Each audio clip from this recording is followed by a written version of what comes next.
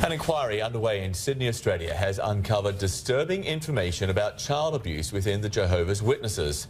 Church representatives revealed that more than 1,000 members have been identified as child sexual abusers since 1950. The Commission learned that of those hundreds of cases, none was reported to police. An elder testified that its church practiced not to report sexual abuse, but rather to adopt a scriptural response to allegations.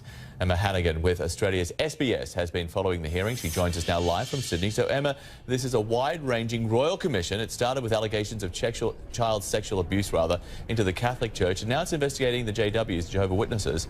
The evidence so far has been particularly damning. It certainly has, Joan. I mean, the Royal Commission heard that, as you said, 1950, 1,006 alleged abusers have been identified to the Jehovah's Witnesses.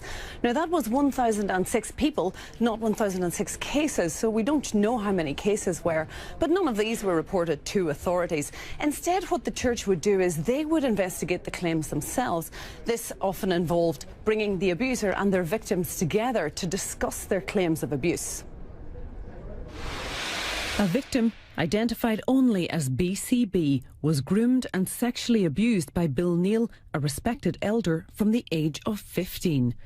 When the abuse finally emerged, she was summoned to a meeting of elder men that included her abuser. Bill Neal, who's now dead, admitted the abuse. I found the experience of reporting my abuse to a room full of men, including the man who had abused me, very distressing. She was also asked not to discuss the abuse with anyone else out of respect for her abuser and his family. Thinking back, I now see that I was being asked to respect the man who had done those things to me, but nobody was offering me any respect or proper support. The Royal Commission heard that of the 1,006 alleged abusers identified to the Jehovah's Witnesses since 1950, not one single person had been reported to police. This evidence was borne out by the testimony of one of the church elders, who himself had investigated a case of abuse. And what about telling other authorities? Are you aware of your obligations if someone tells you of a serious allegation of sexual assault? Well, we don't report it to the police. I think we encourage them to do that, but we give them the assistance to do that if they need that.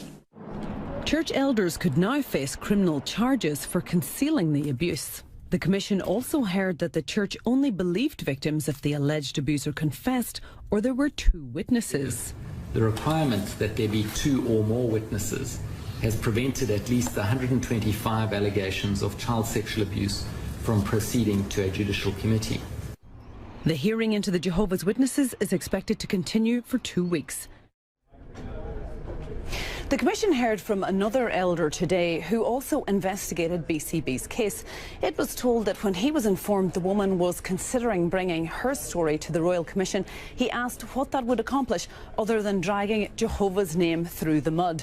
Now, he has admitted that this wasn't perhaps the most sympathetic approach to take.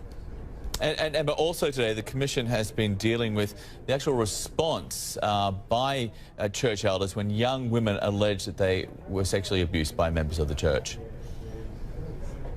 Well, church elder today, Joe Bellows, said that the church recommends a biblical response to the trauma caused by sexual abuse. The Commission heard from two abuse survivors who felt so unsupported by the church that they had both attempted suicide. Now, they say that they've never been offered any compensation, they were never offered any counselling, and the church themselves has said that perhaps this is something that they need to consider. But they certainly aren't jumping to commit to anything at the moment.